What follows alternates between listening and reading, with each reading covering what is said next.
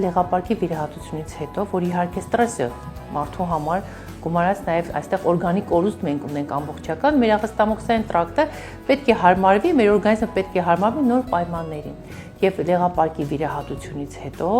առաջանում է պոստխոլեցիստեկտոմիկ համախտանիշ։ Ինչ է դա նշանակում, այսինքն վիճակ կրած մեր լեղապարկի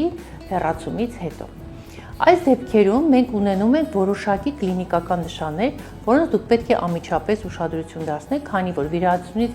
մի փոքր ժամանակ անց արդեն այդ երևույթները կարող են արտահայտվել։ Խոսենք նաև կլինիկական նշանների մասին, ինչպես է այն արտահայտվում։ Դիտվում է մետեորիզմ, գազերի կուտակում, դառնահամ բերանում, կխտոցներ են դիտվում, այրոց, եւ այստեղ շատ կարևոր սիմպտոմ ես ձեզ նշեմ, որ առաջանում է տիպիկ դիարեա լուծ, այսինքն որը բնորոշ է այն մարդկանց մոտ, ովքեր տարել են լեղապարկի վիրահատություն։ Ուստի նման դեպքերում շատ կարևոր է, որպեսզի դուք ձեր սննդում խիստ սահմանափակեք ճարպոտ սննդի քանակը։ Սա ամենակարևորագույն,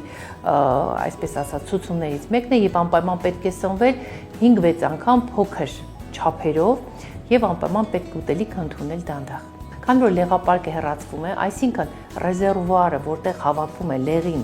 արդեն այդ ռեզերվուարը չկա, լեղին արդեն սկսում է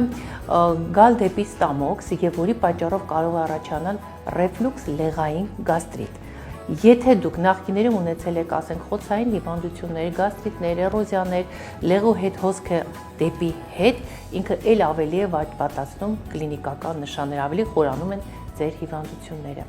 Ուստի, երբ որ դուք վիրահատվեցիք, վիրաբուժական միջամտությունը ավարտվեց,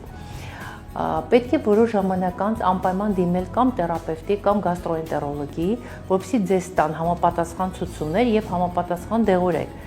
Մի այլ խնդիր է, երբ որ մարդ ունի լեղապարկում քարեր, այլ խնդիր առաջանում է լեղապարկի վիրահատությունից հետո։ Ինչ պետք է անել։ Դիմելով բժշկի անպայման կատարում է սոնոգրաֆիկ հետազոտություն, քանի որ լեղու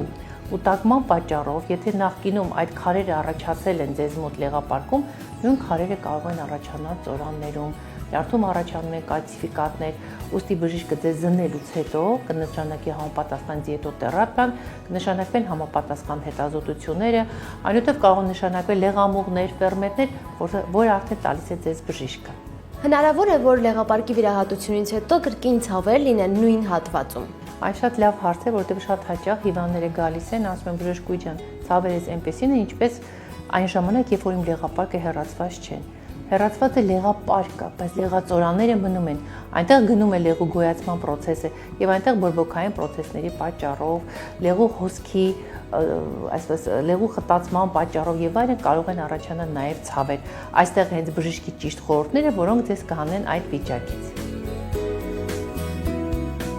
Կուզենայի եւս մեկ անգամ պատկերավոր ցուցադրել, թե ինչպիսի սնունդ պետք է սահմանափակել լեղապարկի վիրահատություններից հետո։ Ամենաառաջին կարևորագույն պայմանը, որպեսզի դուք սնվեք օրական 5-6 անգամ, ծամում ենք դանդաղ եւ պետք է խիստ սահմանափակել ճարպոտ սննդի քանակը։ Երկրորդը, պետք է սահմանափակել իհարկե նաեւ տապակած ուտելիքները եւ բուժման նպատակով նաեւ շատ կարեւոր է, որպեսզի դուք օգտագործեք ֆերմենտներ, քանի որ նշեցի, որ լեղապարկի վիրահատությունից հետո պանկրեատիտի երևույթները պահպանվում են, պետք է անպայման օգտագործեք ֆերմենտներ, ընդ որում դուք կարող եք առանց բժշկի ցուցումի էլ հանգիստ կարող տուն ինքնուրույն ընդունել, եւ որպեսզի լեղին պահեն ջրիկ վիճակում, որպեսզի նորից քարեր չառաջանան եւ լեղածորաններում եւ լյարդում կալցիֆիկատներ չառաջանան, շատ լավ կլինի, որպեսզի դուք օգտագործեք եւ առավոտյան եւ երեկոյան հատկապես քնելուց առաջ օգտագործեք մաքուր ջուր։